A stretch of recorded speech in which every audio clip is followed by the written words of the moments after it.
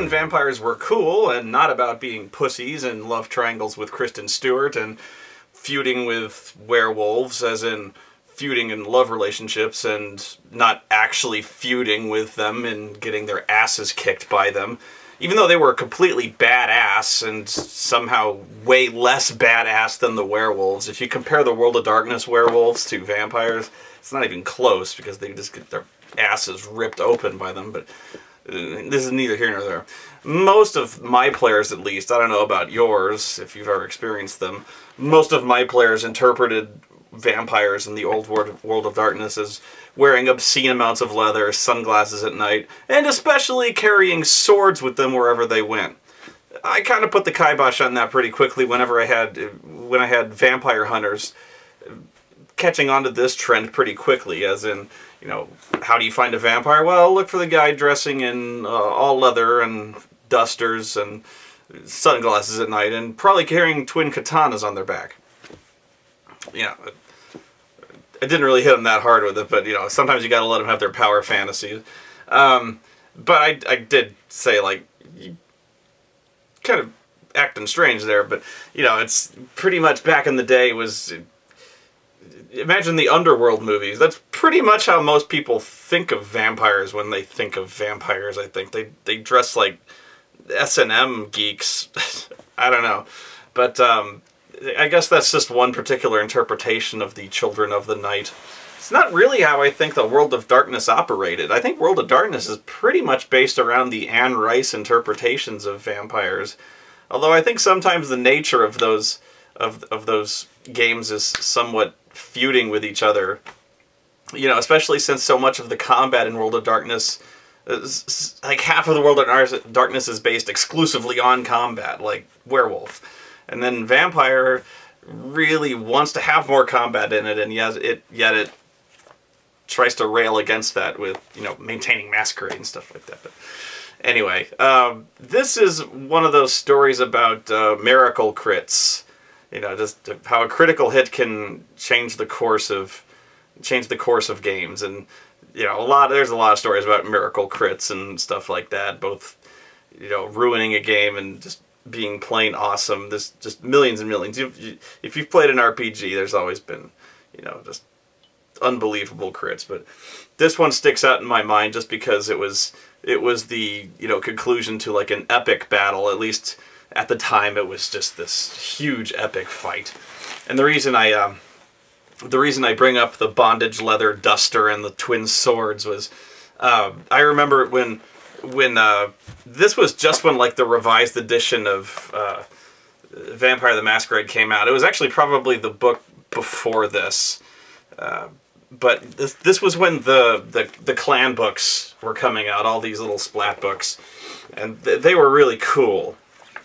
And so, you know, my guy was a Tremere, so I looked through this, and this is the Malky, and this is the Assamite, and I'm going to talk about the Assamite in a second, but the Malky was always the really funny one, because these aren't my drawings. You know, it looks hand-drawn, you know, it looks like I went in there as a kid and did this, but, you know, the pages are out of order. It's got crayon drawings. I think one of them is just, yeah, one is upside down, because Malkys are crazy, right? I think this one of them is mirror imaged and backwards. One of them, there's Nazi Jesus with food stamps and a lobster hand. I don't... See, you can officially say that you've now seen that. This one just has the word Malkavian in increasingly larger fonts. There's the Freak. Oh, sorry. There's the Freak. Yeah, seriously, I could just go through here and just read this book, and you're gonna watch it! Oh, okay, there's the Raving Lunatic. That's what it says. There's the Raving Lunatic. This is such a cool book, you know. Oh, but the Crazed Monster, that's the Crazed Monster. He's just a hipster. He works at Hot Topic. That's the Crazed Monster, though. Fuck that. The Moody Loner. He doesn't look like a moody loner. He looks like, I don't know. And then the detached scientist, who looks like he's working on the Ubermensch. I wonder if they claim that, Reality Buster. I wonder if they claim that, oh fuck, Rasputin. They do! Apparently Rasputin was a Malkavian. That's one of the, I think that's almost an inside joke in these splat books. That Rasputin apparently was in every vampire clan. Had to be. Oh, and a teddy bear was a Malkavian. Malk Content. There's a teddy bear. There's also a really funny one. I think there's like a color. Like they just claim a color as one of them. I don't even know. There's like there's the Malkavian Madness Network, which they actually made a thing. Like the Malkavians are all connected through the Malkavian Madness Network. That's like the Force, but for Malkavians. So like if you tell one Malkavian something, like on a subconscious level, they all know it, which is kind of why, like, it's just like one of us, you know, kind of thing. So they're all linked in some way. That's why they have it. They have to explain insanity in some way. Like, how could they possibly know that? Because crazy. But yeah, Rasputin. I remember, and don't especially quote me on this, but there's two people that are like listed in several of these clan books at the same time, and I don't know if it's a mistake or if it's just considered to be something of like an unreliable perspective. Like the elders of these, some of these are told like obviously from the perspective of the clan, so like it's like a Malkavian wrote this, you know. It's like, you know, a Cappadocian wrote this, you know. So, like, of course, like, a Malkavian might claim that Rasputin was part of this. But another one is Al Capone. Like, apparently Al Capone was in, like, 5 different clans. He can only be from one clan, obviously. But, like, pretty much any of the ones that have, like, mind-altering powers claim Rasputin. So, like, I think the La Sombra, you know, probably the Zimitzi, you know, all these clans. There's like a Rasputin chapter in all of them. Giovanni probably. No, probably fuck, not Giovanni, but you know, Giovanni are necromancers, but I don't know, maybe. But like Al Capone, I know for Giovanni definitely claim Al Capone. The Ventru definitely claim Al Capone. You know, so there's like 3 or 4 of them claim like Al Capone. So apparently he was just part of all of them. But yeah, so yeah, that was funny. Malkavians, they know that Rasputin was one of them. I don't know which one, but yeah, Assamite was one that was a really big fad when this one came out. I don't know if he was a core clan in the one before this. The one I'm thinking of was like a paler green, a lot thinner. I think it actually said Player's Handbook and not just Vampire the Masquerade. Yeah, I think it said Player's Handbook. So I think really the only stuff that was available was Camarilla. So there was like a core list of like 6 clans. And so the Assamite are not Camarilla. They are an independent clan. And so when this book came out, it was wildly popular, at least again in my circle it was, as were any of the non-Camarilla classes. I think it was kind of because the Camarilla were considered very vanilla, you know, vanilla Camarilla. But especially the Assamites, because they're assassins. Really, that's their deal, is they are assassins. And so assassins are just really cool to play. You know, so, you know, we were in high school, and who doesn't want to play a fucking assassin? And I was coming down hard on them for, like, you can't carry swords. Like, where would you get a fucking sword, you know? Like, you know, you can't dress like a fucking ninja. Like, you look like an asshole, you know? So, and all of a sudden this comes out, where it's basically you're a ninja. You're an assassin. And you give them free reign to carry this shit. And so there's a lot of reasons for that.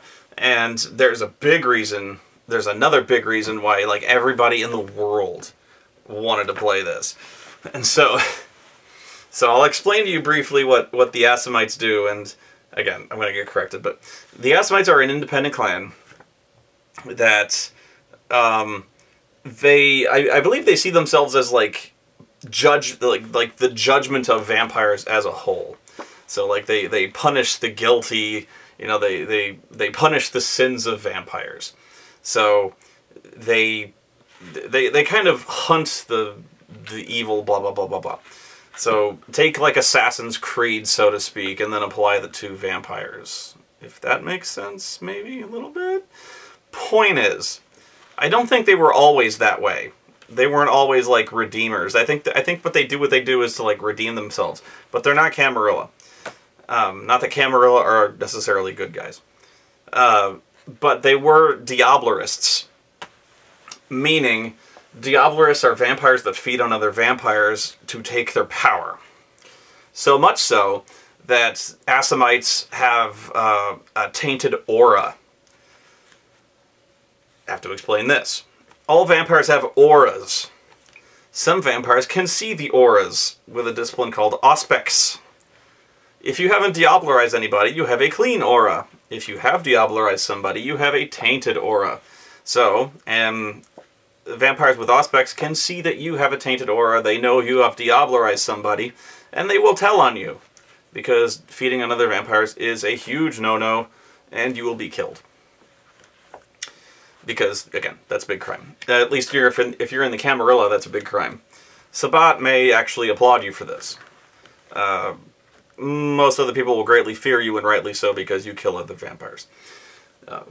Whatever. The Assamites, on the other hand, have had such a legendary reputation and... not reputation, have a legendary history of Diablerizing other vampires, that they have a permanently tainted aura. So, that makes them unpopular. And it also gives them a great reason to remain hidden. And it also gives them a complete justification for not being in the Camarilla. So, anytime anyone with Auspex looks at them, they look like they're fucking demons. You know, their auras look fucking greasy as hell. So, what this also means is that they can essentially Diablerize anybody they want, and it's not like their auras can get any darker. So, as long as somebody knows they're an Assamite, you can't prove anything. You know what I mean? So, essentially what being an Assamite means is it's a almost like, maybe bad metaphor, it's a blank check to go Diablerize anyone you want. Why would you want to Diablerize somebody in Vampire? There is a thing called generation. A generation is how far descended you are from Cain. Cain is generation 0. 0 means you are Cain. The first vampires he produced is generation 1. The vampires that they produce is generation 2. No. The lowest generation, at least when the game starts, is typically generation 13, meaning you're 13 generations down from Cain.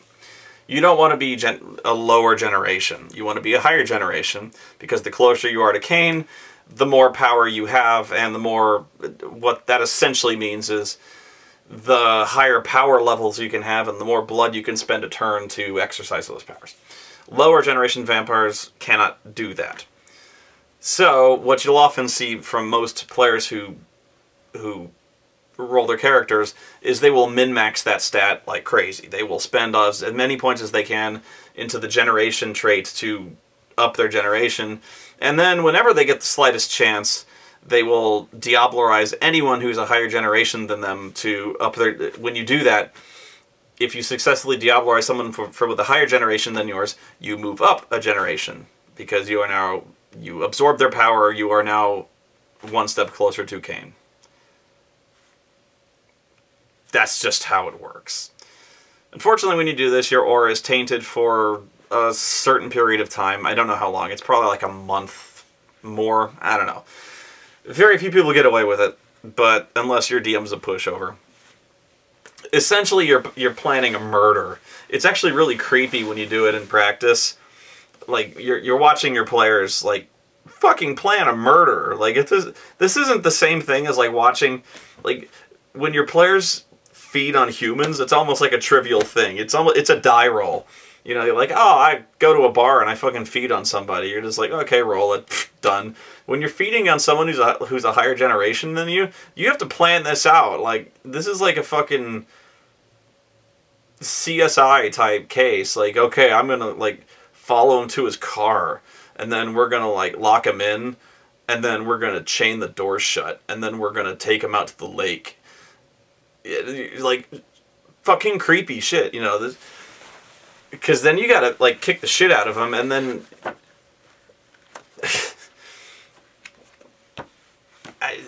weird stuff. But anyway, well, the other thing is, then you gotta like only one person can do this. You know, it's not like you have to fucking kill the guy, and the only guy who gets this is the guy who does this. So it's not like it's not usually like a group activity, unless you guys form like a murder pack and start going like on a serial killing rampage. And trust me, that gets noticed.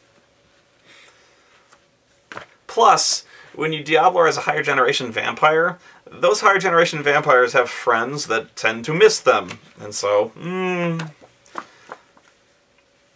and when you have a tainted aura, typically you want to lay low so nobody gets a good look at your aura. And guess what happens when somebody dies? They tend to look for the first guy who deep sixes for like 3 months. So there's a catch-22 there. You know, hey, where did Spoonie go? I don't know. He went on vacation 2 months later. He shows up. Hey guys, what's going on? Yeah. I don't know. Anyway, Assamites. Essentially what their aura means is they can Diablerize anybody they want, and their aura doesn't change because it always looks like shit. You can see why there's an appeal here. The other thing is, they're assassins, and that just sounds awesome. Especially when you're a teenager, let's face it. Then they have their powers, which is a great mix of powers. Here are their powers. They have Celerity, which is essentially bullet time. Actually, it's not so... Well, it's bullet time in the sense they move really, really fucking fast.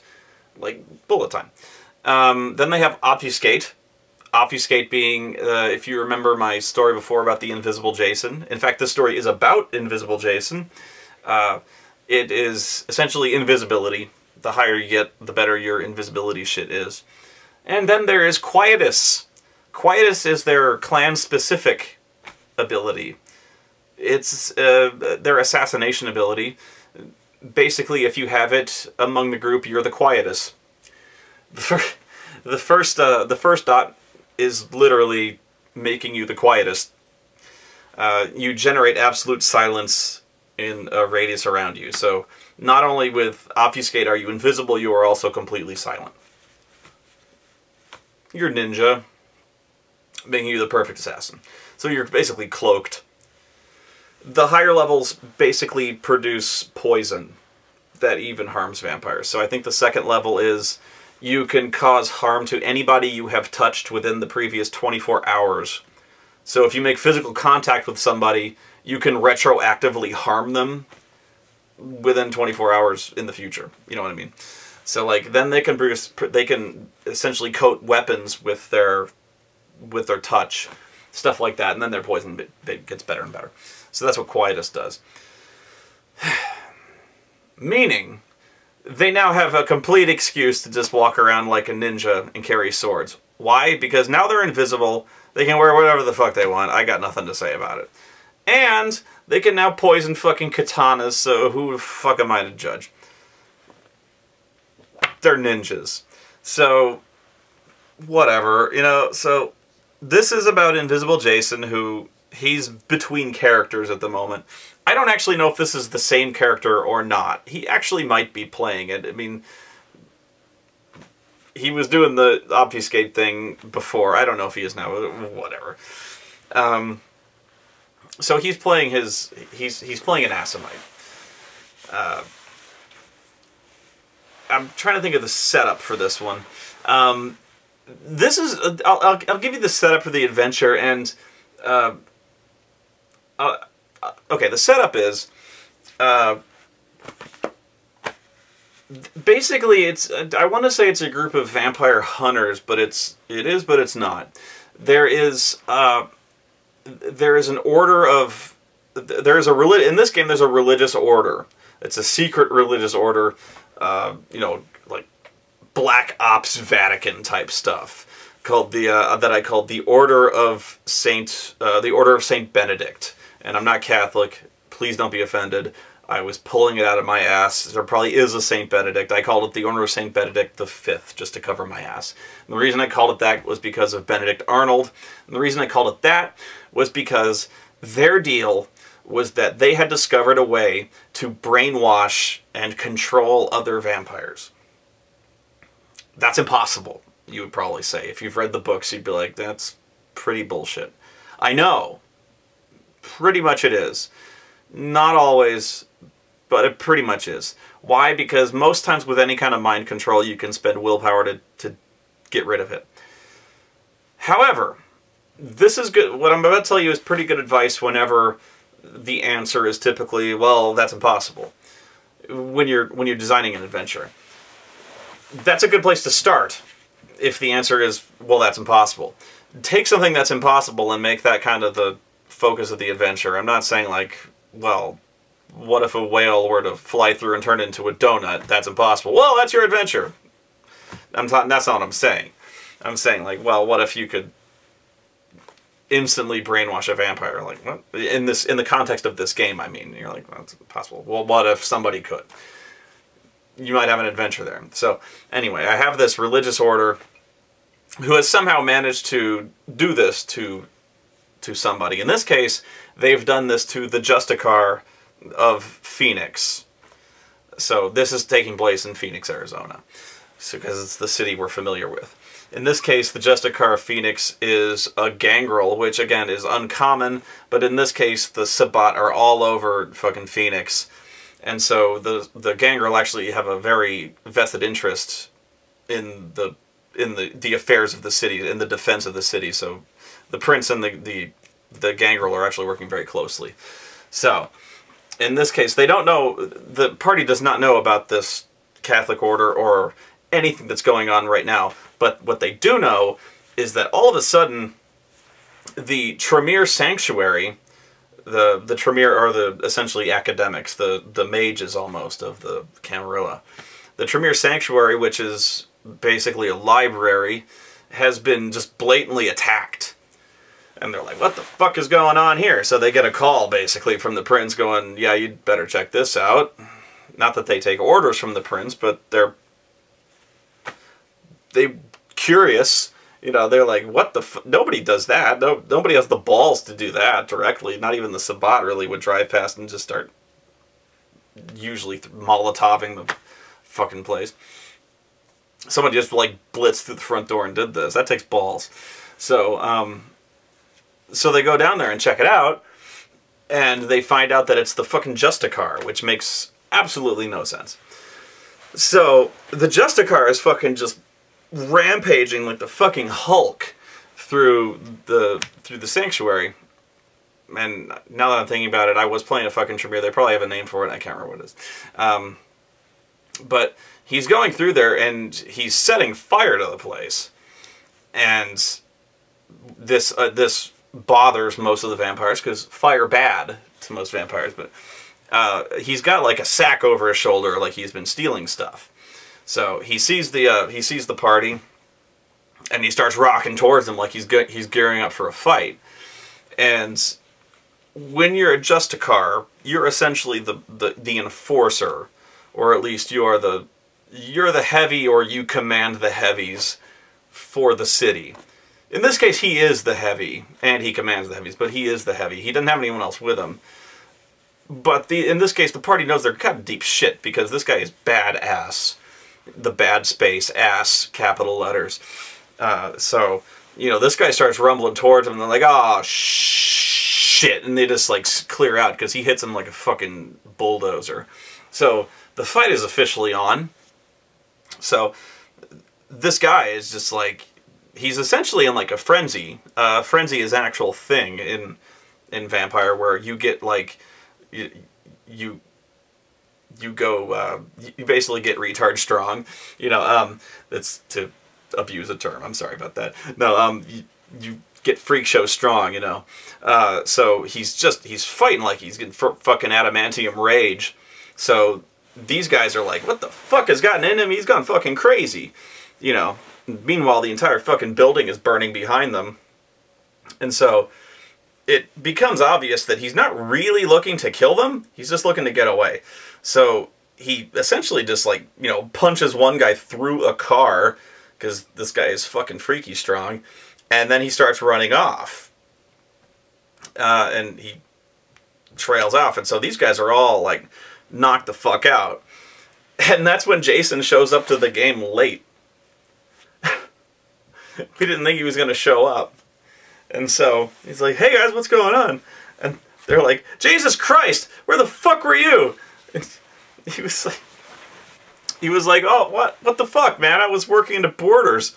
And they're like, well, we just got our asses, maybe you weren't paying attention to current events, we just got our asses kicked, pal. And he's like, well, am I there? And I'm sitting there, like, that's one of the great questions for DMs is, am I there? And I'm like, do you want to be? And he's like, yeah.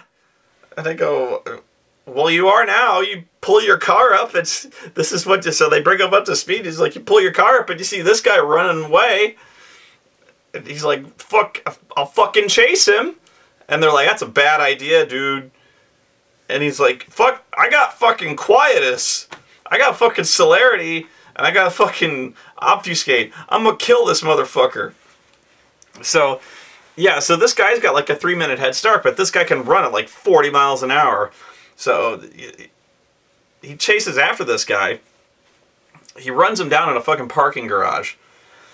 Meanwhile, this guy is in the parking garage, and there's a police car stopped there. And I'm like, well, this guy he's run down there, and he's gonna steal a police car. You know, because he's run down there, the police car. So he's going to steal a police car. He fucking, like, twists this cop's head off, throws him over there, gets his keys. And he's about to get in the police car. And so the Assamite guy, Jason, he's getting a backstab. Let's just face it, he's getting it. So he runs this guy through with a sword. He fucking slashes him, does an insane amount of damage. But this guy is bad space ass. So I'm like, okay, you fucking annoy the shit out of him. Now it's on. But he did a lot of damage and he poisoned him, so, like, this is a pretty good fight. So now we're, like, doing Duel of the Fates level shit here. So, I don't know if this is testament to how broken they were at the time, but this is a good fight. So, this is officially, like, one-on-one awesome. This was a fucking great fight. This took, like, an hour to resolve, but, like, it was pretty fucking cool. So, it was just, like, one-on-one really awesome stuff. But so we have this fucking gangrel dude who's in complete frenzy and has been for a while with fucking, like, Wolverine claws, because he's gangrel. He can do that with, like, an animalism.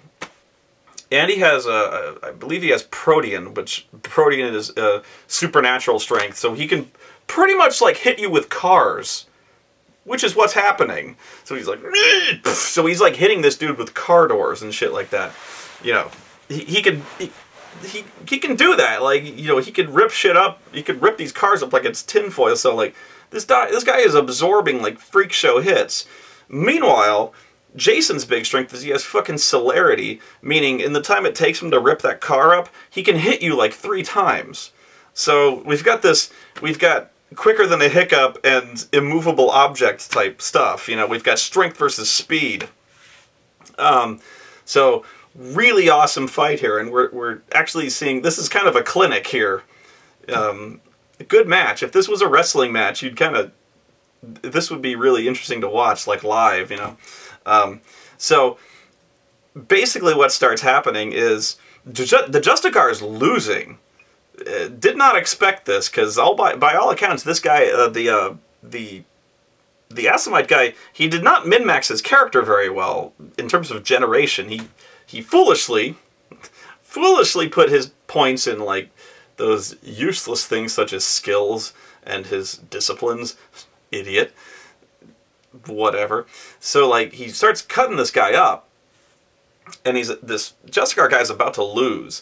which kind of fucks up my deal because the order of Saint Benedict was kind of supposed to get this shit from the Chantry, Tremere Chantry. That's what it's called. I worked there long enough.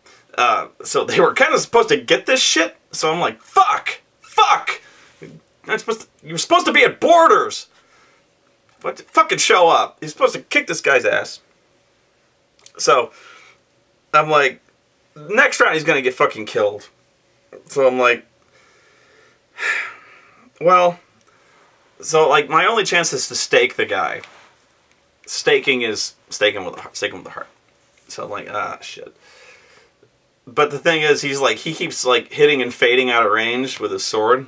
So I'm like, I got no chance here. So like, what I say is, well, he's this whole time he's trying to be very intimidating. I'm trying to do this thing where like he's doing the badass, like, you know, I'm mean type thing. So I'm like, he picks up the cop's nightstick and like sharpens it to a point with his claws, and then he fucking whips the stake at him to try to stake him in the heart.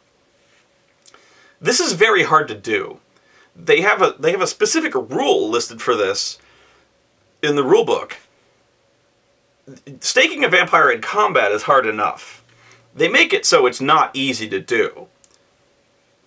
Because otherwise, you would try this every turn. You could try this every turn, but it's very, very hard to do. And obviously, vampires are aware of this, you know, one fatal weakness of theirs, and so they're, like, gonna watch their fucking heart. So you can't just, like, it's not just, like, called shot to the heart, oh, easy, you know. So in melee, it's hard enough to do. Throwing a wooden stake at somebody's heart, again, not so easy. Way harder, in fact. And I forget what the exact rule is, but I think you've got to get, like, I could look it up, but I'd be looking forever for it. It is absurdly hard. You have to roll, I think, like, 10s or something like that. It's like 3 successes of 10s or something like that. Suffice to say, this was not going to happen. It happened. And this was with Jason's, like, awesome celerity dodge. You know, this was with all this shit that he had. This guy was a fucking ninja, okay? And I fucking staked him with a nightstick. Thrown. Miracle dodge. And I didn't fudge it. I didn't do anything. This is one of those lift the shield moments. If you're a DM, you may know what I'm talking about. Where, like, you roll the dice, and you just, like... And you lift the shield, and you're like, can't make this up. Can't do it. You know, where you have, like... You know, I have 6 dice, and I needed 5 of them to hit, and all 6 hit, and I'm just like... You know, all 6 of them are 10s. You know, the odds of this...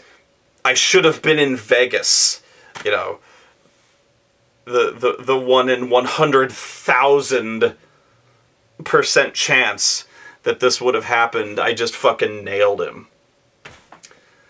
And I'm like, you know, just, I don't want to, just, you know, if I would have just like rolled, oops, he got you, you know, but no, you have to show them, you know, just, I couldn't believe it. Nobody, and the thing is, Jason was just applauding. He couldn't be mad. You can't be mad at that. Well, you can, but at least he, you know, I really have to applaud my players sometimes because, like, well, I have been on the other side of that, so I pat myself on the back, but, like, I have been on the other side of that. So I know for a fact I'm not the table flipping and rage kind of stuff like that, but I think some players would be just like, fuck this shit, fuck this game. But pretty much all the players I've seen who have been fucked by that kind of role have been really, really awesome sports by it. So I think RPG players in general are really good sports when it comes to getting fucked in the ass with a wooden stake.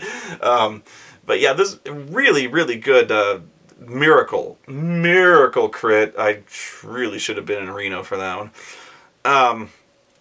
So the end of that particular module was he just looks down at his heart and he just goes, fuck, that was lucky. Just hits the ground. And so I'm like, the guy just looks down at him, and he's like, I'm considering, do I kill him? Because, like, what... Seriously now, like, if I'm there and I'm this guy, do I kill him? Because I have no reason to let him live now, I'm thinking. And, like, this is not me being a DM here. Like, do I spare him because he's a good guy? Like, I'm thinking, like, as the bad guy, do I have any reason to kill him? And then I start thinking, if I'm the bad guy, there's a burning building over there, and there's a dead cop here. I have a scapegoat right here. A really weird situation with a guy staked in the heart right here. And since he's been brainwashed by essentially vampire hunters, I'm kind of trying to blow the masquerade anyway. So, like, this might be kind of funny to watch the other guys, if they ever get over here, try to figure this one out. So as a DM, I was kind of trying to see how they'd figure this one out anyway. So I was just like, I just walked. So with this guy, with Jason, just like this fucking nightstick sticking out of his chest. So yeah, I had the cops show up at this scene. This really fucked up scene. There's like a car that's been ripped in half. You know, Jason's got a fucking car door wrapped around his face. This nightstick coming out of his heart, and there's a cop with his head twisted off, and they're like, oh my god, what the fuck happened here? So this doesn't look good, and this is gonna be really hard to explain. So I'm just like, ha ha ha ha ha, ah, good luck with this, shitheads. So then the party shows up, and amazingly they were having a fairly constructive huddle while this was all going on. So, believe it or not, they had a pretty good plan. So, the Ventru guy, who was amazingly slumming with a Nosferatu, but he was, he walks in there, and he actually started using his presence, which, believe it or not, I haven't seen many Ventru effectively use their presence, their presence discipline, which is essentially, you remember if I was talking, when I talked in my Invisible Jason story, their presence. He didn't have majesty, which this is majesty, where everyone like literally gets on their knees and worships you. But he has presence, which is power of charisma. So the first dot is called awe, A-W-E, which is basically it makes you the most charismatic, magnetic person in the room, and pretty much everyone is compelled to agree with everything you say. Not like sheep, but they... almost, you know, they're pretty much compelled to agree with everything you say. And anyone who disagrees with anything you say is pretty much beaten down by peer pressure. So the cops are looking at this and they're like, I don't know about this, boss. What does this look like to you? It looks like a fucking vampire, you know? And so, like, the Ventru guy comes and he's like, everybody be cool. This is the, you know, he kind of waves around his wallet and he's like, I'm with the FBI. I'm Agent Dick Balls and Shaft. And so he kind of, you know, he kind of just completely overawes him with kind of a bluff, you know. So he starts talking, you know, he starts talking to him. He's essentially drawing everyone's attention. He's like, what's going on here? What do you got? What's over there? And like, oh my god, what happened to that car? What kind of car is that? Is that a Hemi? And like, you know, and so he's talking about that, and he's like, shouldn't you guys be securing that building over there, making sure there's nobody in danger in that building over there? So this guy's not going anywhere. So yeah, so he actually makes a fairly convincing set of, you know, fast-talking roles and gets the cops away from there for the most part. And the two guys who stay behind are dealt with rather easily. Meanwhile, the Nosferatu guy is rather easily leading a small group in there to discreetly get rid of Jason's body and the police officer who is conveniently found several weeks later elsewhere. So yeah, that was a rather effective. I was impressed with their ability to clean up after that rather heinous mess. There was no cleaning up after the Tremere Chantry. That was the prince's job, whatever. The way that adventure was resolved, the reason they were able to, the Order of Saint Benedict was able to do this, was because they had discovered a holy relic. Just I kind of hand-waved this one. They discovered a holy relic that essentially was, you know, when wielded by someone with the power of true faith, would basically allow them to almost allow them to wield the power of presence themselves, and make it so they believed and agreed with anything the wielder said. So it was almost like a forced religious conversion tool, you know. So it was like power of Christ compels you, yes sir, you know. So it essentially turned everyone who was preached to by this person, you know, I called him the cardinal. That was all I called him. Anyone who was preached to by this person, a fanatical believer. So yeah, they found the Justicar, and they basically just preached to him. You know, that's all it took. And so with that, he was brainwashed and fanatically loyal to the cause. And the reason they had him invading the Chantry was because they wanted to find the material leading to the tomb of one of the sleeping antediluvians. The antediluvians being one of the slumbering the highest generation slumbering descendants of Cain. One of those really, really, really terrifying ones that, when they eventually awaken, will devour the entire world to slake their demonic bloodlust and destroy the world. So what they were planning to do was use this to get into the tomb and do God knows what with the antediluvians, which would be a very bad move, even if they succeeded, and if they failed, they would probably wake up and do horrible things to slake their unholy bloodlust. So from there, they tracked down the Justicar, beat the answers out of him, and then it kind of turned into the end of Indiana Jones and the Last Crusade. It was a fun campaign. It was really fun. But yeah, we had to start. It was the way the adventure started was kind of taking that impossible scenario of like, how do you do that with a vampire?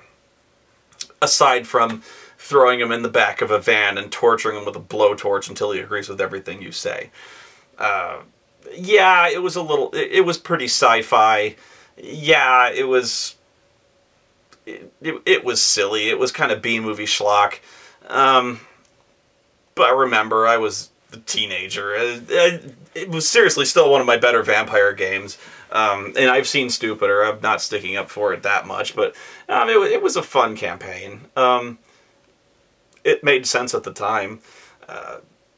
This was not an indictment of Catholicism at the time. In fact, I made it pretty clear from the beginning, these were fucking wackos. And in fact, I made it very clear these guys were completely abusing the intended use of this religious artifact, so much so that it wasn't intended for use as a conversion tool. It was intended for something completely different. It was intended to justify faith. It wasn't intended to force faith upon people. It was intended as a symbol, you know. So I actually intended it for... I intended to show it for the downfall of this particular order, because by the end, when he tried to use it against the particular group of vampires, he had completely lost his true faith, because every time he used it, he was essentially, he wasn't using his true faith, he was spending it. So that was the kind of key.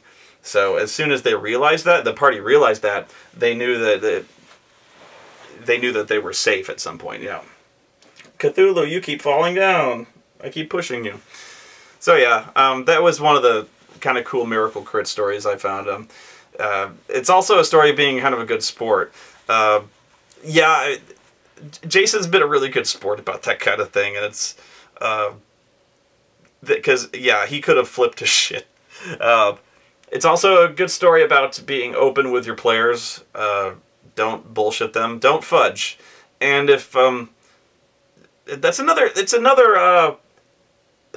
that goes back to recurring villains getting away. I wanted that villain to get away, but I swear, I didn't make that roll up just so he'd get away. I was lucky. However, if it happens that the guy you wanted to get away doesn't get away, you gotta roll with it. You have to. Because there's other ways around it. For instance, let's say that the guy... let's just say that the guy I wanted to get away didn't get away. They killed the Justicar. Maybe there was another guy who was with him at the time, you know, also kicking the shit out of the Chantry, and was also robbing the shit, and he had his own bag and he ran the other way, and they just didn't see him. Maybe he got what they needed. Yeah, you're lying. Now you're fudging, but whatever, you know, so like you can't if you didn't plan it, you know, you can't do this thing, especially in a lot of cases where you just like, and he had to ring a teleport. You know, it really frustrates players. But that was why I had to show them. I was just like, I can't make that up, man. It was like 1 in 100,000. It was freaky cool. I wish I had filmed it. It was an awesome fight. Man, I wish I could call him and be like, remember that one fight? Yeah, that was awesome. Because the entire time I spent at that store, we would just be in the store and watching TV or just playing Magic cards, and all of a sudden the conversation would reach a lull, and we'd be like, man, that was a good fight. Yeah. But yeah, miracles, man. Miracles can happen on both sides. Just don't be mad if you're on the wrong side of one.